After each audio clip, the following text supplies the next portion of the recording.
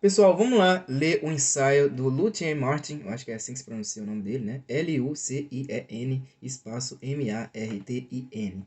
É um ensaio chamado 100 anos depois do manifesto, tá? O ensaio que Lucien Marx escreveu a respeito do Manifesto Comunista escrito por Marx e Engels em 1848. Vamos lá.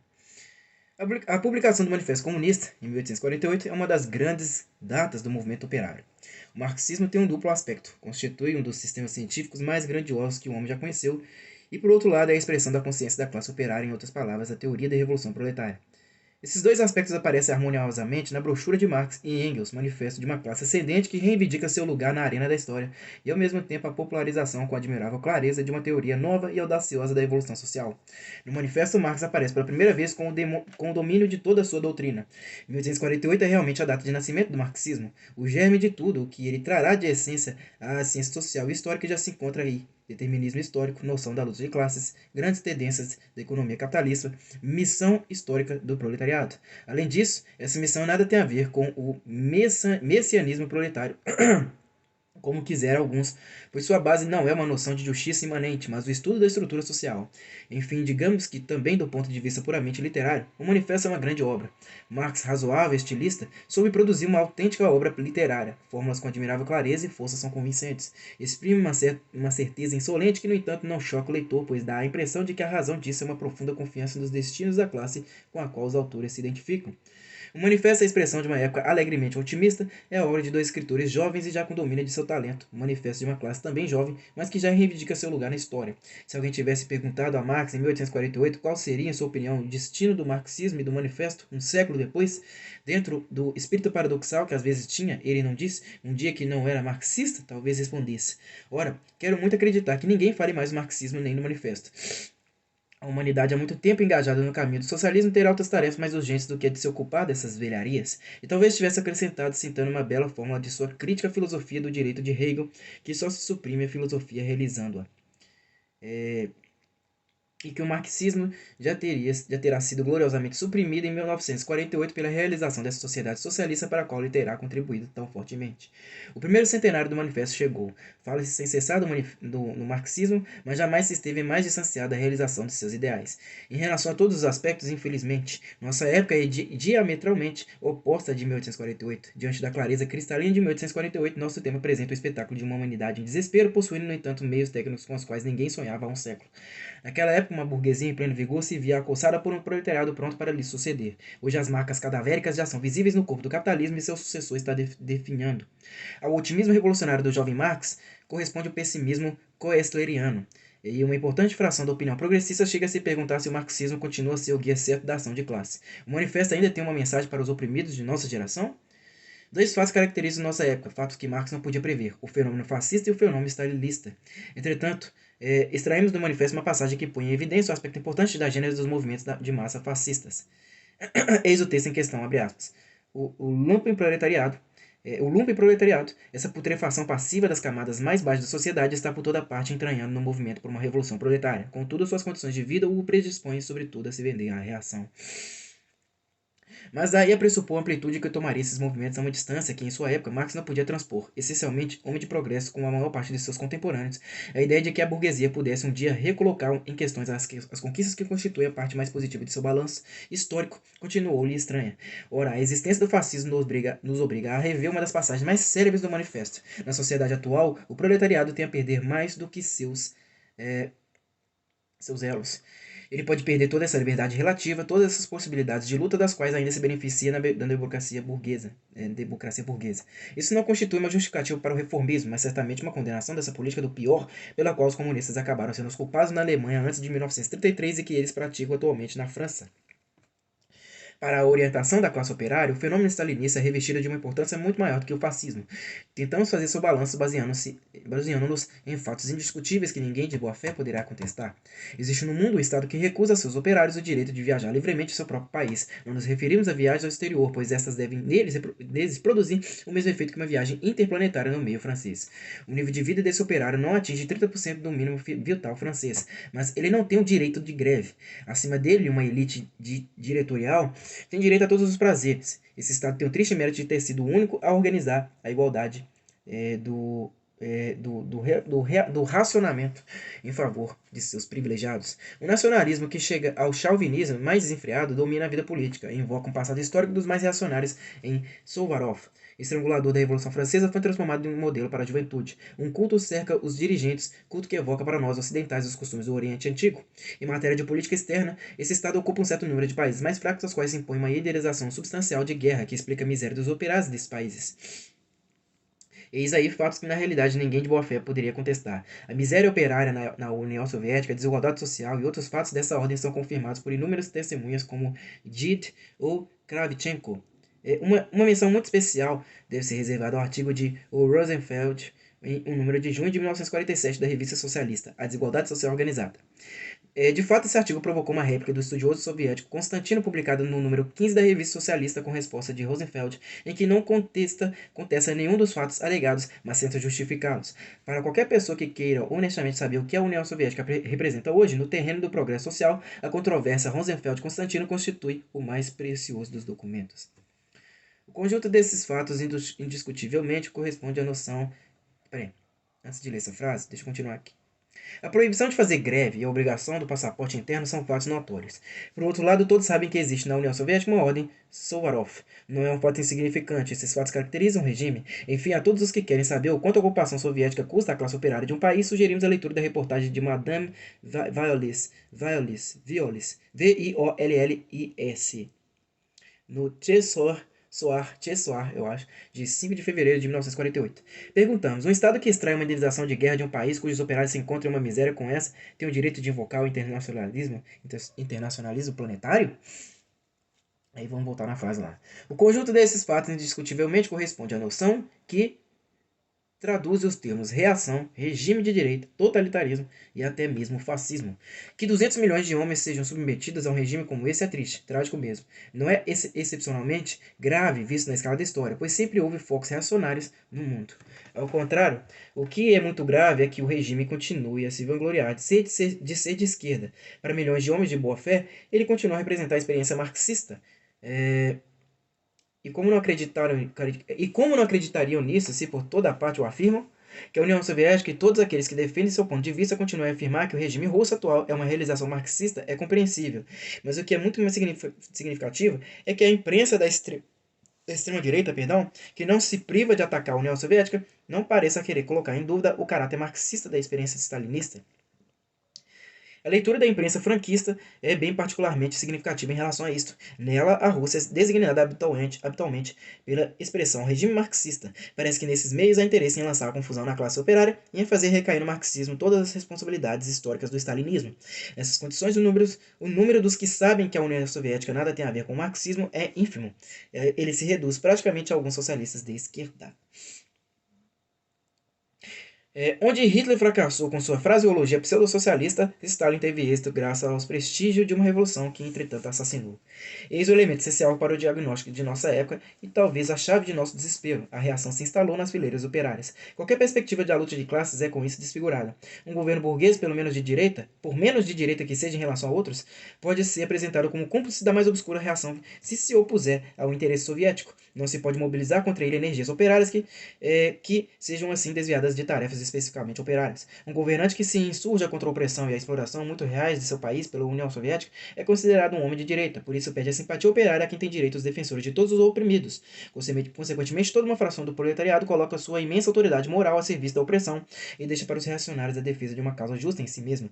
Um movimento corajoso, uma greve, por exemplo, pode favorecer o interesse inadequado dos operários e tornar-se por isso um instrumento de uma política reacionária. As noções tradicionais de esquerda e de direita, verdadeira bússola de ação política, perderam toda a significação e não a reencontraram. Tanto é que os representantes diplomáticos de Molotov sentavam-se à esquerda nas assembleias. Palavras de ordem como nada de inimigos à esquerda, que prestaram tantos serviços, são a partir de então vazias de qualquer conteúdo. Em um romance de nossa juventude, um marinheiro revoltado deforma a única bússola a bordo para desviar o navio de sua rota e conduzi-lo a passagens apropriadas a seus planos criminosos. Com suas noções de direita e de esquerda deturpadas, o proletariado atual lembra esse navio. A consequência da classe operária é adulterada pela intrusão da ideologia de um Estado imperialista. A partir de tudo isso, pode-se concluir que o marxismo faliu ou que o manifesto deixou de ser atual? Entende-se que, diante do fracasso da experiência soviética, fracasso no plano socialista, pois no plano imperialista ela constitui indubitavelmente um dos mais surpreendentes êxitos da história, Espíritos eminentemente progressistas têm concluído que é possível se chegar ao socialismo pela via marxista. Eis aí um erro fundamental. Não se poderia, em hipótese alguma, repeti-lo. O fracasso soviético não é um fracasso marxista. O que lemos dos escritos de Marx e Engels no prefácio de uma reedição russa do Manifesto de 1882 não deixa dúvida alguma sobre essa questão. O Manifesto Comunista tinha como tarefa a proclamação do desaparecimento próximo e inevitável da moderna propriedade burguesa. Mas na Rússia vemos que, ao lado do florescimento acelerado da velhacaria capitalista e da propriedade burguesa, que começa a desenvolver-se, mais da metade das terras é possuída em comum pelos camponeses. O problema agora é, poderia obstina russa, obstina, OBSHCHINA russa, apesar de muito deteriorada, ainda uma forma primitiva da propriedade comum da terra, transformar-se diretamente na propriedade comunista, ou ao contrário deveria primeiramente passar pelo mesmo processo de dissolução que constitui a evolução histórica do Ocidente? Uma pergunta. Hoje em dia, a única resposta possível é a seguinte: se a Revolução Russa constituísse no sinal para a Revolução Proletária no Ocidente, de modo que uma complemente a outra, a atual propriedade comum da terra na Rússia servirá de ponto de partida para uma evolução comunista. Londres, 21 de janeiro de 1882, fecha aspas.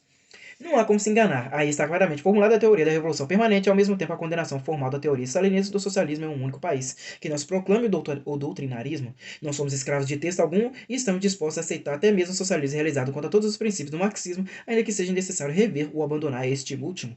Mas é muito ilógico atribuir ao marxismo um fracasso que Marx e Engels previram há meio século. A realidade russa atual constitui a mais brilhante verificação da doutrina marxista. A partir de outra perspectiva, a existência do fenômeno fascista no mundo nos obriga a reconsiderar a questão da espontaneidade e da fatalidade históricas. Ainda neste caso, o marxismo autêntico sai incólume da prova. Em uma obra já antiga, Fritz Sternberg aí tem um livro aqui, Der Imperialismus, está em alemão. DER, espaço IMPERIALISMUS, espaço UND, espaço SEINE, espaço KRITIKER, de 1927, expõe a questão com muita clareza. Ele lembra que a evolução da infraestrutura econômica simplesmente traça o quadro das possibilidades históricas e que esse quadro deve ser preenchido por iniciativas da classe ascendente. Uma revolução torna-se possível quando um sistema econômico-social é incapaz de sobreviver e, ao mesmo tempo, quando uma nova classe está pronta ideologicamente para assumir sua sucessão. Sternberg considera a eventualidade da revolução acontecer demasiadamente tarde. Neste caso, a humanidade correria o risco de cair em um período de... aí tem um nome aqui, de GESHITSLOSIGKEIT. Termo de Sternberg sociologicamente criticável, mas que passa a imagem. Pode-se traduzi-lo por período extra-histórico. A queda da civilização antiga é um ótimo exemplo disso. Atualmente, a evolução objetiva da economia capitalista cria a miséria da qual pode sair a revolução proletária. Mas na ausência de uma ideologia proletária de classe, essa energia potencial pode ser canalizada por movimentos fascistas que levariam a humanidade a um impasse. Por outro lado, parte da guerra imperialista corre o risco de ser acompanhada por tamanhas destruições de riquezas que a edificação do socialismo se revelaria impossível. Pode-se mesmo ir mais longe com a comparação entre a situação atual e a situação da cultura greco-romana em seu declínio. Houve um momento em que, não sendo mais viável o sistema escravagista, a questão de sua sucessão deveria se impor. Ora, os escravos a quem cabia normalmente essa sucessão não tinham ideologia autônoma de classe. Sua consciência era alienada pela ideologia da classe dominante da época. No espírito da maior parte deles, o resultado de uma revolta coroada de sucesso devia consistir em uma inversão dos papéis sociais e, em hipótese alguma, em uma passagem do sistema escravagista para um nível histórico superior. Essa incapacidade da revolução dos oprimidos custou à humanidade os poucos séculos de barbárie que vão do imperador Aureliano até Carlos Magno.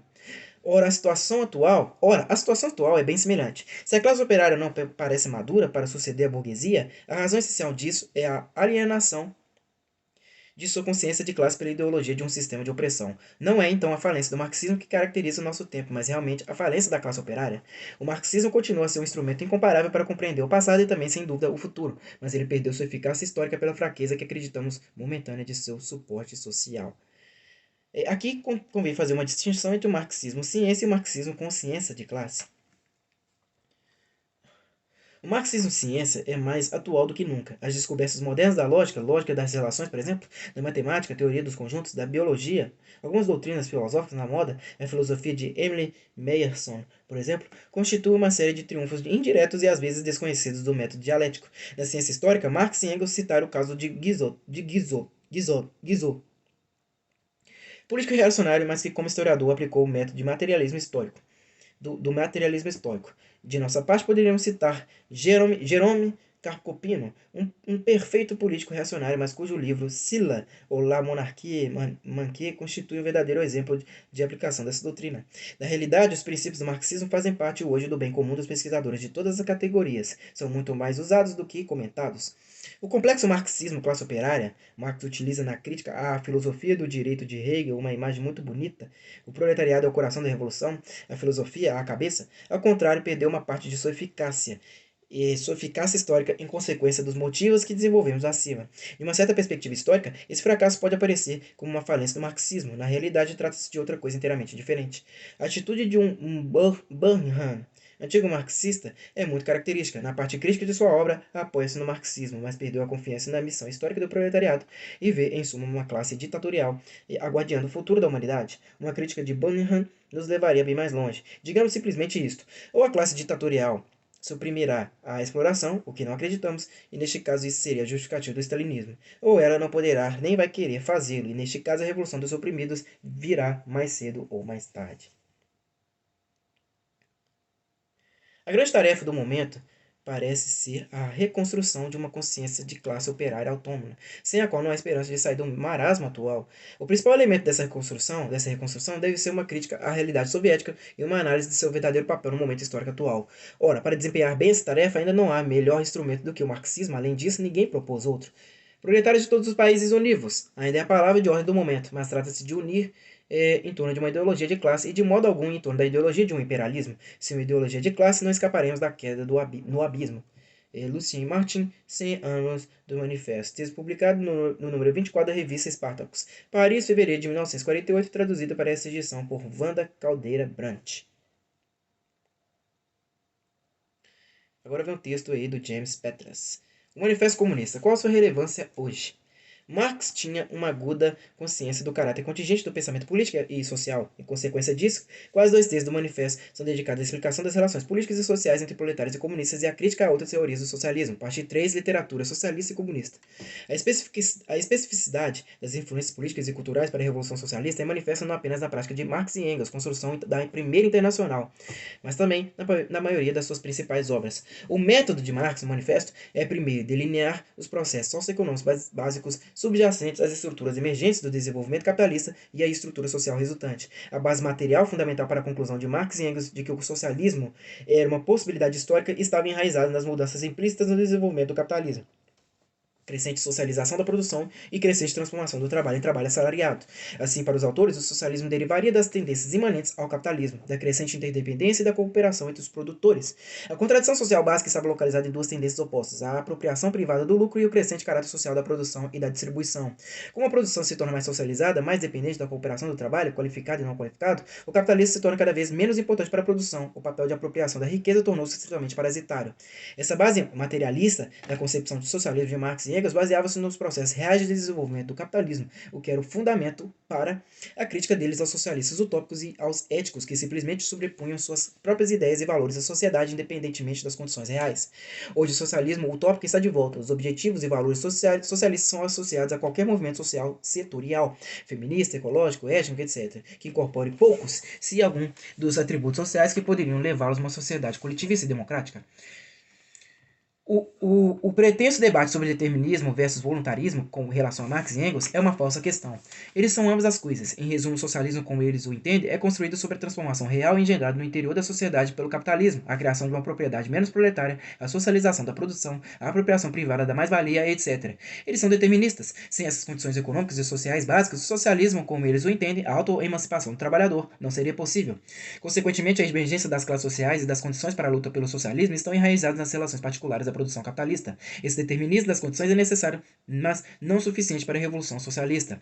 Marx e Engels entendiam que as condições materiais similares podem produzir reações subjetivas divergentes. Eles sabiam que os processos econômicos apenas possibilitam as condições que contêm a promessa de liberdade e abundância. O processo de formação de classe cria uma instância identificável de transformação e as condições para a emergência da organização e da consciência de classe.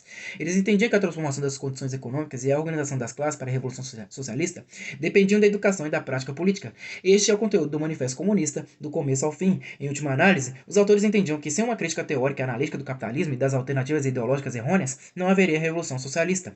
O manifesto associa análise histórica e teórica, econômica, social e ideológica com intervenção, discussões de alianças políticas, princípios pragmáticos e programáticos, aliás, e relações entre partido e classe. Afinal, os elementos subjetivos, voluntarísticos e políticos do manifesto pesam fortemente porque Marx e Engels escrevem num momento de ameaçadora convulsão revolucionária em 1848, e as condições ditam a natureza da composição e o equilíbrio da obra. O manifesto vai da teoria abstrata do desenvolvimento social ao mais concreto movimento da economia capitalista, à especificidade das relações sociais capitalistas e da formação de classe, aos princípios políticos e ideológicos e, finalmente, às alianças políticas e ideológicas conjunturais. O elo implícito que vincula essa linha de raciocínio é a perspectiva da análise de classe. A unidade fundamental da análise e o ponto de partida para a elaboração da alternativa revolucionária estão baseados na exploração de classe, na luta de classes e na emancipação da classe. É a partir da análise desse sistema social geral de relações de classe que Marx e Engels introduzem a análise da opressão da mulher, das crianças e de outros grupos sociais. A relevância do manifesto. A análise de classe resistiu muito melhor que os socialistas revisionistas, Bernstein e Kautsky, e do que os teóricos reformistas do pós-guerra. Enquanto Marx e Engels analisavam as inflexibilidades do capitalismo, tendências ao aprofundamento da polarização e da desigualdade, os revisionistas e reformistas enfatizavam a flexibilidade e a adaptabilidade. Enquanto os primeiros destacavam a centralidade da luta de classes e a importância do espectro do comunismo na moldagem das políticas do capitalismo, os reformadores ressaltavam as transformações internas do capitalismo, a evolução rumo à maturidade, a culminação do que foi o estado de bem-estar. Em retrospectiva histórica, da perspectiva do ano 2000, é fácil perceber que o estado de bem-estar não foi um estágio avançado do capitalismo, mas uma condição temporária moldada pela luta de classes e pelo espectro do comunismo. Do ano 2000, em retrospectiva, é fácil ver que o capitalismo de bem-estar, seria revertido e as reformas abolidas com o fim do espectro do comunismo. Aquelas condições de trabalho e da vida social começariam a ser revestidas às do século XIX. A análise da luta de classes como a base do avanço social e o declínio da mesma como a condição da regressão social e do retorno do capitalismo selvagem está demonstrado. A lógica interna da desigualdade, pobreza, exploração desenfreada e dominação unilateral que Marx faz da análise histórica do capitalismo atingiu o ápice nos anos 90. O manifesto descreve claramente uma história que não é linear, cujo progresso não é inevitável e cujas alternativas históricas e regressões são possíveis. O manifesto enfatiza que as forças produtivas são condicionadas pelas relações sociais, que as condições materiais, existência, e as relações sociais, consciência, são interrelacionadas e interdependentes reciprocamente. No manifesto em oposição aos socialistas pequenos burgueses, tanto os do tempo dele como os do nosso, Marx percebeu que reformas eram possíveis sobre o capitalismo, mas que elas eram temporárias, reversíveis e condicionadas pelas relações de classe. Ele percebeu que as reformas não eram cumulativas, que a democracia não estava em contradição com o capitalismo, mas era uma cobertura adequada para a dominação burguesa quando não estivesse em questão as relações de propriedade. A democracia era uma questão de classe embutida numa matriz mais ampla de instituições estatais e de propriedade. Tanto quanto a democracia foi capaz de sustentar a dominação de classe e de não alterar o caráter de classe das instituições estatais, judiciário, forças armadas, banco central, etc., ela foi compatível com o desenvolvimento capitalista. Para Marx, reformas duradouras e democracia substantiva só eram possíveis quando os trabalhadores controlassem o Estado. O manifesto cata o método de extrapolar as polaridades, justapor alternativas e identificar formas complexas e combinadas de exploração. Isso tem profunda importância para a análise do capitalismo contemporâneo. Hoje, como na época de Marx e Engels, a fábrica moderna, as sweatshops e a produção doméstica estão subsumidas na dominação do capital. O surgimento de empresas de grande porte que controlam o comércio varejista, restaurantes, escritórios de advocacia e planos de saúde simplificou as relações de classe, criando uma sociedade burguesa e trabalhadores assalariados. A internacionalização do capitalismo, referida pelas ideologias capitalistas da globalização, minou as indústrias locais e criou uma nova divisão do trabalho, social do trabalho e um mercado mundial dos termos da análise contida do manifesto. A concentração da tomada de decisões nos quadros executivos do Estado, Banco Central, Presidência, etc., e a redução dos cidadãos e representantes e comentadores passivos e especuladores impotentes é central na análise da política burguesa de Marx. A redução de todas as relações ao nexo monetário das relações de alto interesse atingiu níveis sem precedentes, particularmente nos Estados Unidos. As grandes corporações abandonam as cidades para se localizarem em lugares de investimentos mais baratos. Os pensionistas são abandonados enquanto os executivos se evadem com os fundos de financiamento. Hospitais rejeitam doentes quando os pagamentos não são garantidos. Crianças que não são produtivas são excluídas dos pagamentos assistenciais, etc. As fontes de renda são progressivamente condicionadas, temporárias e a cada dia mais restritas. Emprego múltiplo, horas extras, férias menores e menos lazer refletem a combinação contemporânea de formas intensiva e extensiva de exploração. No passado, apenas os momentos de agitação revolucionária ou de ruptura social geram geral fizeram o capital recorrer a concessões temporárias. Hoje a burguesia conta com o véu de uma retórica pós-capitalista para se referir a formas primitivas de exploração. O retorno dos contratantes de trabalho, similar aos enganchadores do século XIX das plantações de borracha no Brasil e de cana-de-açúcar no Peru, os contratos de trabalho de peões para a construção na China no começo do século XX, que ocorre também nas subcontratações e nos empregos temporários em empresas no mundo todo. As estruturas profundas que Marx e Engels descobriram explicam essa aparente natureza circular ou cíclica do capitalismo. Com o recuo da organização da consciência de classe e o desaparecimento do espectro do comunismo, o capital voltou à sua maneira normal de maximizar a exploração e o lucro. Assim, os dois métodos de exploração do capital se combinam e regressam às formas primitivas de exploração extensiva, retorno ao trabalho doméstico, contratantes de trabalho, jornada prolongada, etc., e a introdução de sistema de informação de alta velocidade. A burguesia, escreveu Marx, não pode existir sem revolucionar constantemente os meios de produção e assim as relações de produção. Mas é possível combinar formas evolucionárias com produção atrasada e tecnologicamente primitiva. Na descrição da globalização do capitalismo, Marx capta o lado dialético, o movimento internacional do capital. A necessidade de expandir constantemente o mercado para os seus produtos leva a burguesia a se espalhar por todo o globo.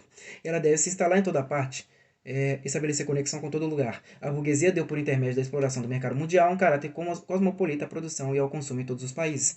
Ela desenhou sobre a planta industrial o território nacional em que se estabeleceu. Toda a antiga indústria nacional foi ou está sendo diariamente destruída. No lugar da antiga reclusão local e nacional e da autossuficiência, temos o intercâmbio em todas as direções e a interdependência geral das nações. A burguesia, por meio do rápido aperfeiçoamento de todos os instrumentos de produção e dos meios de comunicação, enormemente facilitados, transformou até mesmo a nação mais bárbara em civilizada. Em uma palavra, a burguesia cria um mundo à sua imagem. Nada poderia então ser mais estranho ao manifesto comunista do que a crença em que o crescimento da indústria levaria ao colapso das fronteiras nacionais e ao fluxo sem barreiras do capital da além-mar. As políticas protecionistas dos Estados Unidos, da Alemanha e do Japão deviam demonstrar o contrário logo após o manifesto ter sido publicado. Além disso, o fluxo de capital não resultou simplesmente do progresso técnico, rápido aperfeiçoamento dos meios de produção e dos meios de comunicação, mas da invasão dos países pelas forças armadas do capital de exportação. Marx e Engels têm uma ideia particular de interdependência, segundo a qual uma região exportava escravos e matérias-primas com pouco valor agregado a outros países, regiões acumulam capital.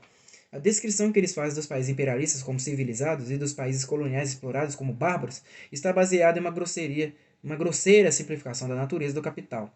Os movimentos do capital, a expansão e a tecnologia são separados da dimensão política, das relações sociais e do momento histórico. A ironia é que a concepção da globalização capitalista de Marx e Engels está mais afinada com a ideologia contemporânea de livre mercado do que com algum entendimento histórico materialista.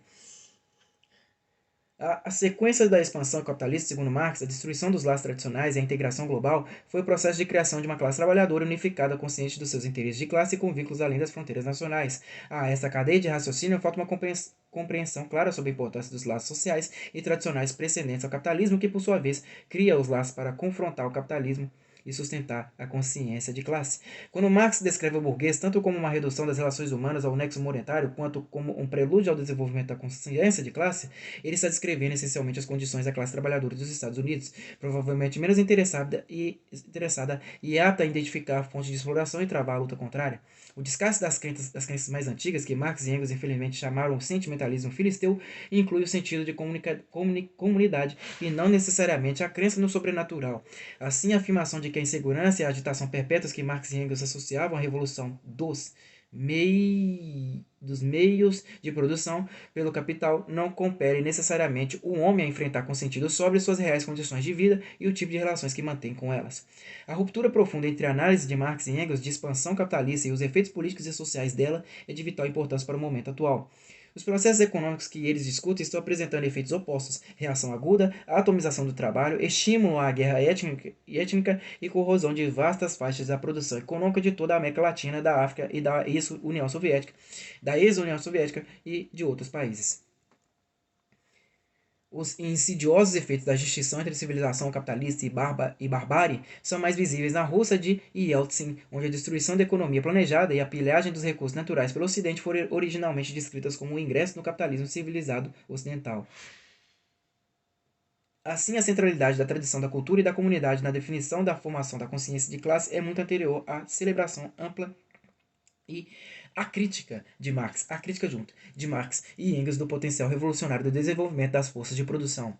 Igualmente, o desenvolvimento da força de trabalho na selvageria do terceiro mundo, sob a égide da internacionalização do capital, não tem levado a maior consciência de classe ou a comportamento civilizado.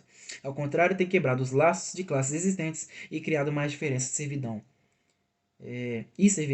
A observação das zonas de livre comércio põe em questão aquela noção de Marx e Engels. A globalização burguesa não criou um mundo à imagem da burguesia, como os outros autores argumentaram. Hoje, essa é a piedade sentimental estampada nos boletins de relações públicas do Banco Mundial, trombeteando a modernização do terceiro mundo. A falta de um sentido de consciência de classe diretamente relacionado aos produtores e não derivado do processo capitalista de produção é decisiva para explicar as dificuldades que muitos marxistas têm para criar uma alternativa ao capitalismo. Ao contrário do que era para Marx e Engels, hoje os capitalistas não arregimentam os homens que manejarão as armas que desferirão o golpe mortal no capitalismo. Eles criam milhões de trabalhadores temporários, instáveis, amedrontados, amarrados ao nexo monetário. Para tornar-se um marxista no sentido de perceber os objetivos do manifesto, deve-se transcender as falsas afirmações de Marx e Engels sobre o papel revolucionário da burguesia. Para se dirigir à ação da classe trabalhadora, a concepção deles se transformarão dos trabalhadores em classe revolucionária A concepção deles de transformação dos trabalhadores em classe revolucionária deve ser submetida ao mais severo exame crítico. Se estava correta a afirmação geral dos autores de que a consciência dos homens muda com a mudança das condições materiais de existência nas relações da vida social, as mudanças tecidas pelo capitalismo têm minado em todos os aspectos da construção de uma consciência revolucionária. Isso não ocorre porque as condições de vida e de trabalho tenham melhorado. Ao contrário, elas têm se deteriorado severamente. A noção de que a burguesia revoluciona a produção por meio de competição e, junto com isso, força os trabalhadores a confrontar suas condições e, consequentemente, os reúne, é falsa em todos os pontos. A mudança mais importante é a difícil revolução da produção, isto é, a transformação das relações políticas e sociais por todo mundo para eliminar a possibilidade do reconhecimento material dos proletários. Para falar da importância do manifesto, hoje, deve-se ir da brilhante análise econômica às conclusões pela construção de uma nova teoria da ação revolucionária. A relevância, aliás, do marxismo. Então, subtítulo aqui, a relevância do marxismo. Hoje, o marxismo é a mais útil perspectiva para a compreensão das principais mudanças estruturais em curso na economia mundial capitalista. Apesar disso, os teóricos marxistas devem chegar a um acordo sobre as mudanças nas estruturas de classe, nas tecnologias e nas relações de sociedade civil, estado que tem ocorrido no último quarto de século. De outro modo, seu quadro conceitual tornar-se-á irrelevante para analisar o mundo contemporâneo e apresentar uma alternativa convincente. Os principais processos estruturais contemporâneos são melhor compreendidos no interior de um quadro de referência marxista. Uma revisão dos processos em relação aos conceitos básicos ilustrará a relevância do marxismo. 1. A concentração e centralização de capital no interior de países e regiões. As fusões e as aquisições que acompanham o crescimento das empresas globais são uma indicação desta lei do capitalismo assinalada na análise marxista. Durante os anos 80 e 90 ocorreu uma onda sem precedentes dessas operações. Quase todas as grandes corporações se engajaram nelas. 2. A intensificação e a extensão da exploração que acompanham a expansão e a competição capitalistas. O declínio da renda, jornadas de trabalho prolongadas e a eliminação de benefícios com assistência à saúde, pensão, férias e outros, acompanhada da extensão das horas de trabalho e do crescimento da produtividade, atestam a relevância da análise marxista. De fato, a exploração capitalista do salário e de outras formas de ganho sob a globalização tem se elevado a níveis inéditos em todo o mundo.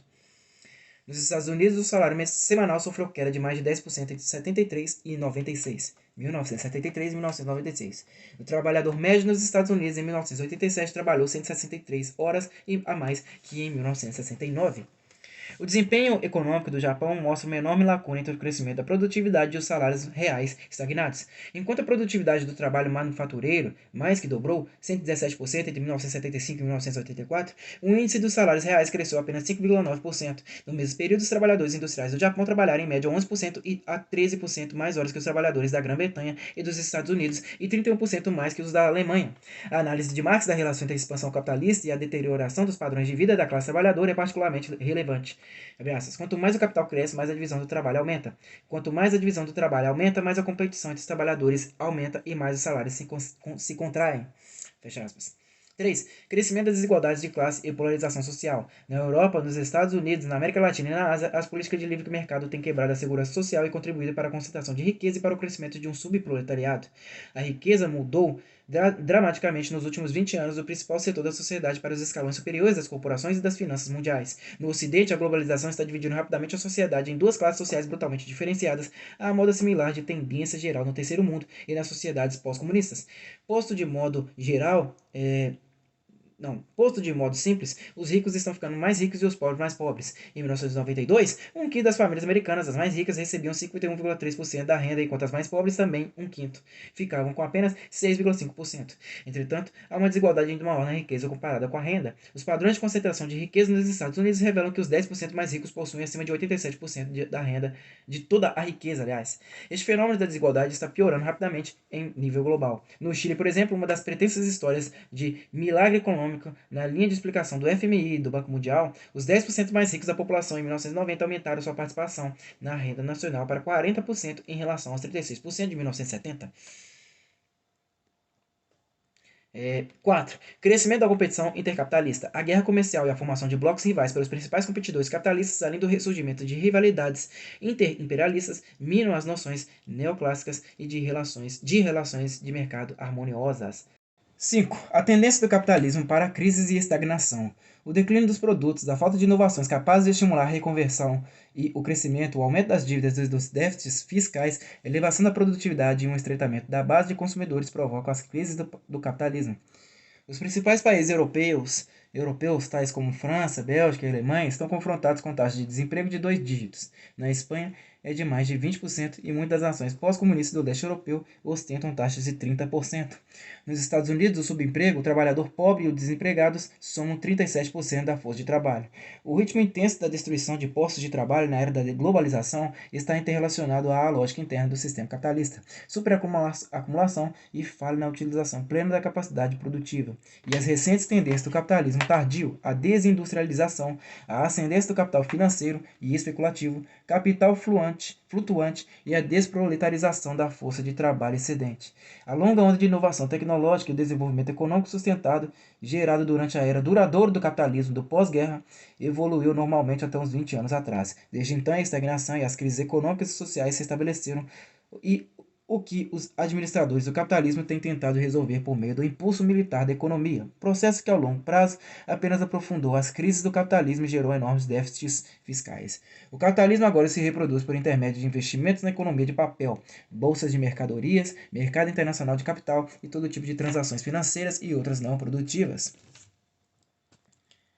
O mercado mundial de câmbio tem crescido brutalmente no movimento total desde o começo dos anos 70. Há registro de que em 1973, 3 bilhões de dólares ao dia eram convertidos em moedas europeias. No final dos anos 70, o movimento total diário em todo o mundo era estimado em 100 bilhões de dólares. Uma década depois atingiu 650 bilhões de dólares. 6. O imperialismo é uma característica dominante na definição das relações entre os estados capitalistas avançados e os menos desenvolvidos. A subordinação da Europa Oriental e da ex-União Soviética ao capital da Europa Ocidental e dos Estados Unidos se evidencia na pilhagem daquelas economias e na crescente penetração e subordinação do mercado chinês ao do Japão. Hong Kong e Taiwan são testemunhas do fato de que a expansão global, o imperialismo, é a força dirigente de nossa época. A acumulação global de capital cria relações de dependência e submete todas as economias nacionais dos países menos desenvolvidos penetradas pelos interesses do capital estrangeiro, pela lógica do mercado mundial e pelas considerações geoestratégicas das potências imperialistas. 7. A luta de classes como força motriz da história. Os principais termos em praticamente todos os discursos políticos de hoje são competitividade e flexibilidade do trabalho, expressões que descrevem mudanças no atacado na relação capital-trabalho. Por 2 décadas, a classe capitalista e seu estado representativo se engajaram numa virulenta guerra de classes, convertendo trabalhadores permanentes em temporários, mudando as regras do trabalho e, mais importante, tomando sob seu controle absoluto as condições de trabalho. O mínimo de reação pelo trabalho e pelos sindicatos, esta luta de classes, ao seu caráter unilateral, não obscurece a essência do processo, a luta de uma classe, a dominante, para impor seu poder e suas prerrogativas a uma outra e estabelecer unilateralmente os termos da produção e da reprodução.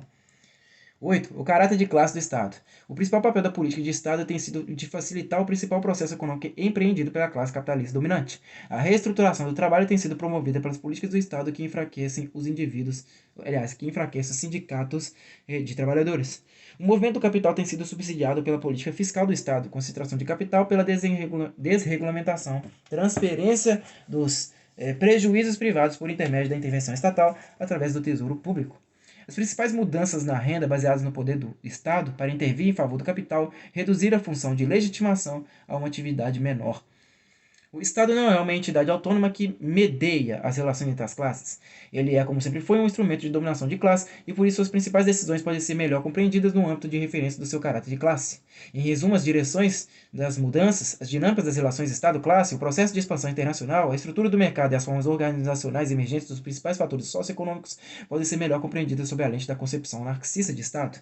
Na livre competição de ideias, os principais conceitos marxistas têm demonstrado poder teórico e analítico superior em contraposição ao paradigma liberal neoclássico. O abrangente poder de explicação do marxismo clássico precisa ser modificado e adaptado ao mundo contemporâneo, além de chegar a um acordo sobre as grandes mudanças que têm ocorrido tanto no interior das suas categorias históricas quanto fora delas. Mudanças históricas mundiais. O desafio ao marxismo.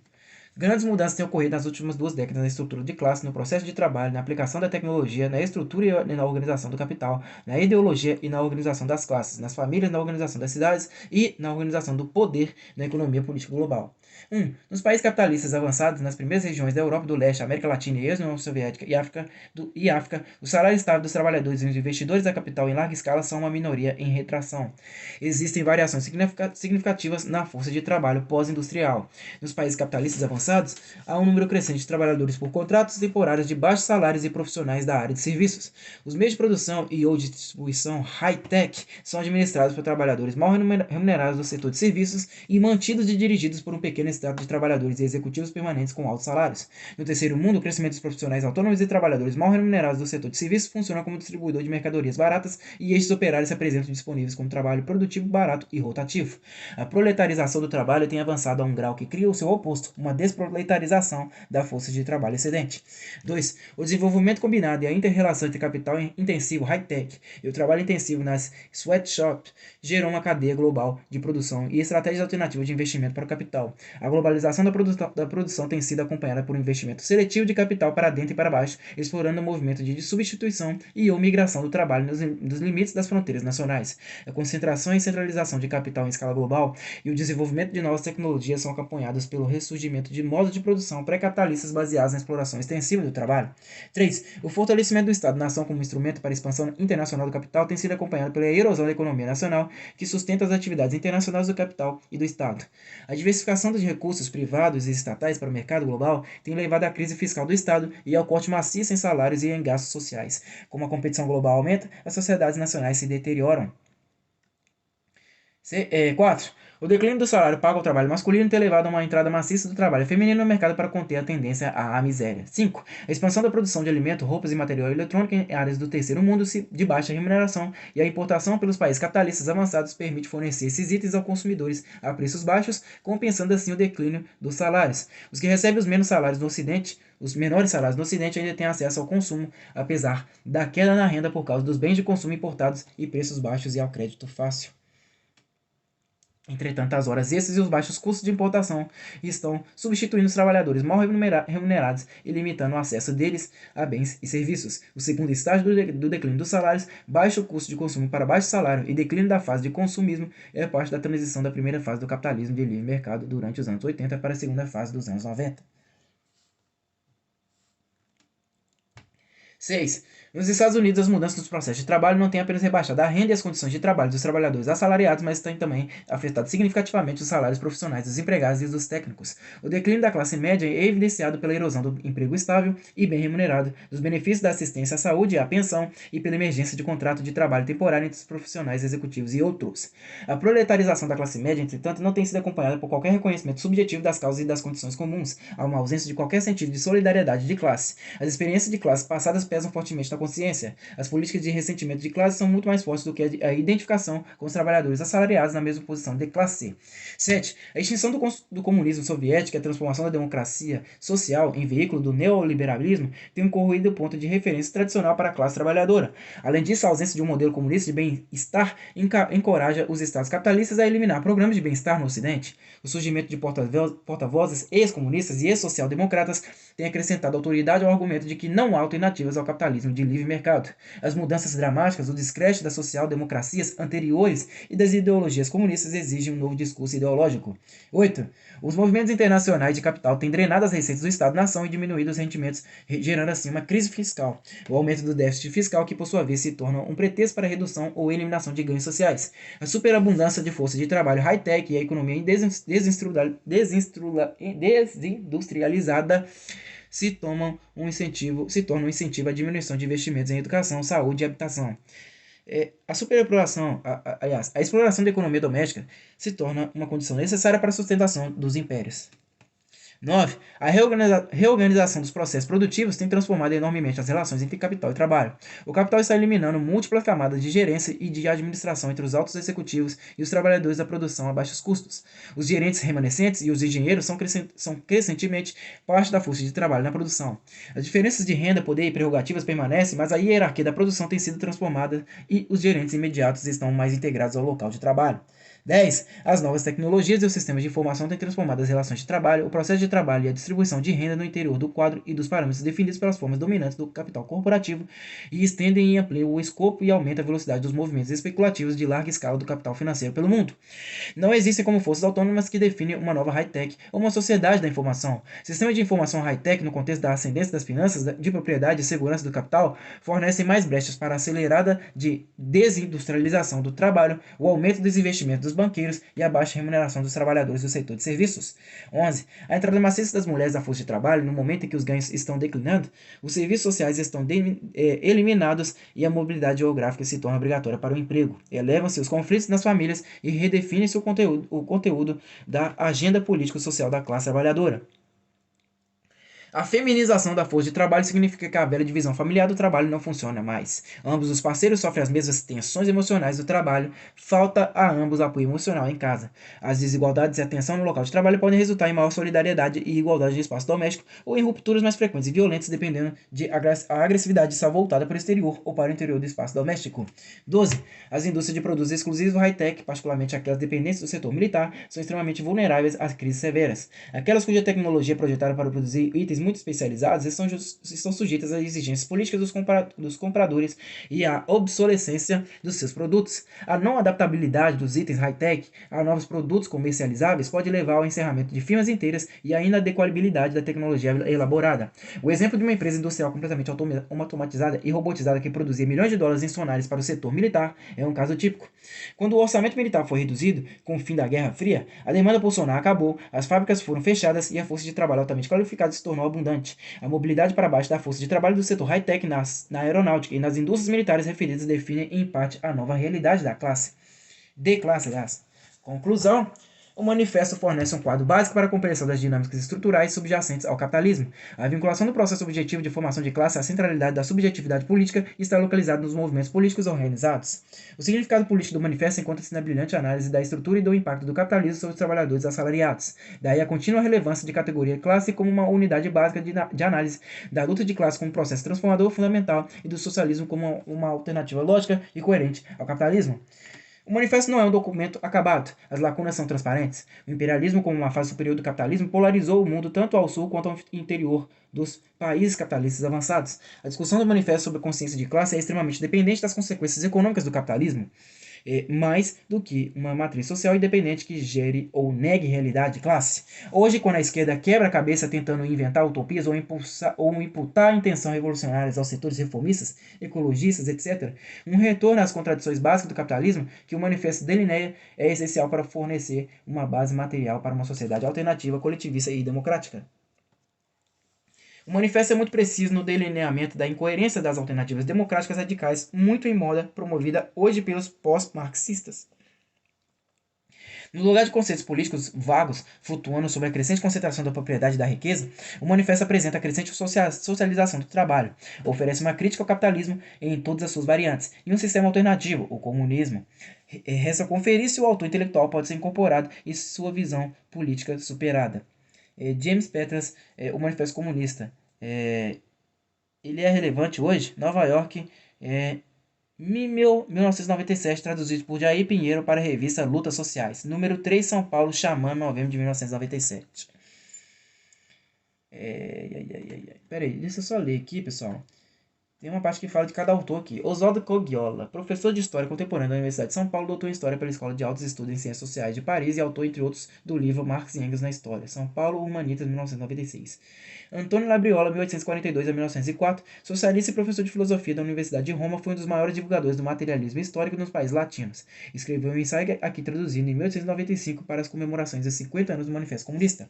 Jean Jaurès, 1859 a 1914, político pacifista francês, fundador do Partido Socialista, desempenhou um importante papel no caso Dreyfus, Dreyfus. O ensaio aqui transcrito foi publicado em partes no jornal Petit Républicain em 1901 e reunido em um único volume no Carriers, não sei, de la Quinzaine, Paris, 1901.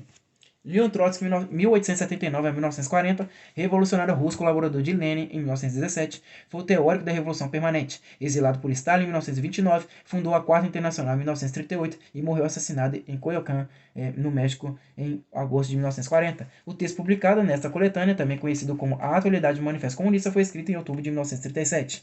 Harold Joseph Lasky, 1893 a 1950. Cientista político inglês e ideólogo do Partido Trabalhista Britânico, é autor de vários livros sobre a crise das democracias e o liberalismo europeu. Escreveu um ensaio aqui reproduzido a pedido do Comitê Executivo Nacional do Partido Trabalhista em novembro de 1947 para as comemorações do centenário do Manifesto.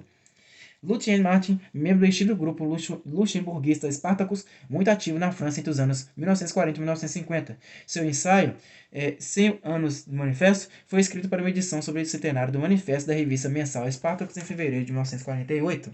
James Petras, professor de Departamento de Sociologia da State University em Nova York, Binghamton, é autor de vários livros, entre eles Ensaios contra a Ordem São Paulo, escrito em 1995. O texto, o Manifesto Comunista, ele é relevante hoje? Foi escrito em 1997.